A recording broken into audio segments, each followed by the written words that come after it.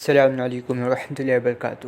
حکایت رسول اللہ صلی اللہ تعالیٰ علیہ وسلم کا پیغام ایک مجوسی کے نام۔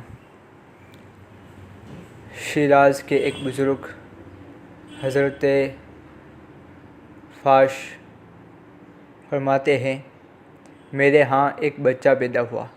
میرے پاس خرچ کرنے کے لیے کچھ بھی نہ تھا اور وہ موسم انتہائی سردی کا تھا۔ میں اسی فکر میں سو گیا تو خواب میں حضور صلی اللہ تعالیٰ علیہ وسلم کی زیارت نصیب ہوئی۔ آپ نے فرمایا، کیا بات ہے؟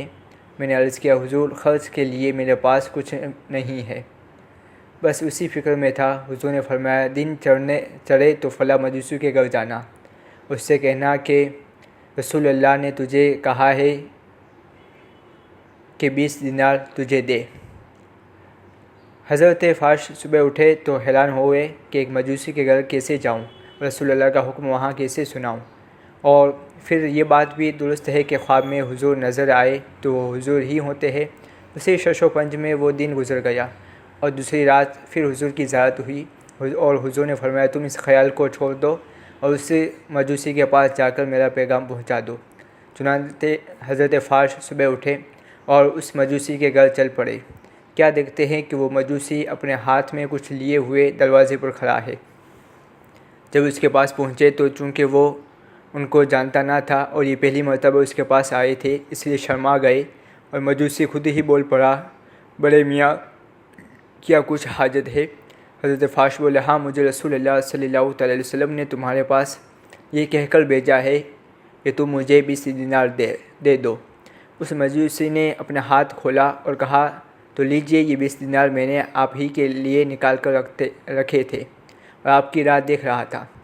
حضرت فاش نے وہ دینار لے لیے اور اس مجوسی سے پوچھا، بھائی، میں تو بھلا رسول اللہ صلی اللہ تعالیٰ علیہ وسلم کو خواب میں دیکھ کر یہاں آیا ہوں، مگر تجھے میرے آنے کا کیسے علم ہو گیا؟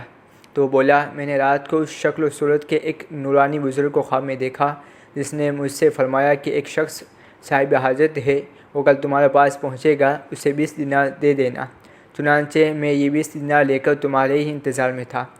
حضرت فاش نے جب اس کی زبانی رات کو ملنے والے نورانی بزرگ کا حلیہ سنا تو وہ حضور صلی اللہ تعالیٰ علیہ وسلم کا تھا۔ چنانچہ حضرت فاش نے اس سے کہا، یہی رسول اللہ صلی اللہ تعالیٰ علیہ وسلم ہے۔ اس مجوسی نے یہ واقعہ سن کر تھوڑی دیر توقف کیا اور پھر کہا، مجھے اپنے گھر لے چلو۔ چنانچہ وہ حضرت فاش کے گھر آیا اور کلمہ پڑھ کر مسلمان ہو گیا۔ پھر اس کی بیوی، بہن اور اس کی اولاد بھی مسلمان ہو گئے۔ الشواہد الحق، صفحہ نمبر 169۔ سبق: ہمارے حضور صلی اللہ تعالیٰ علیہ وسلم کی نظر رحمت جس پر بھی پڑ جائے اس کا بیڑا پار ہو جاتا ہے۔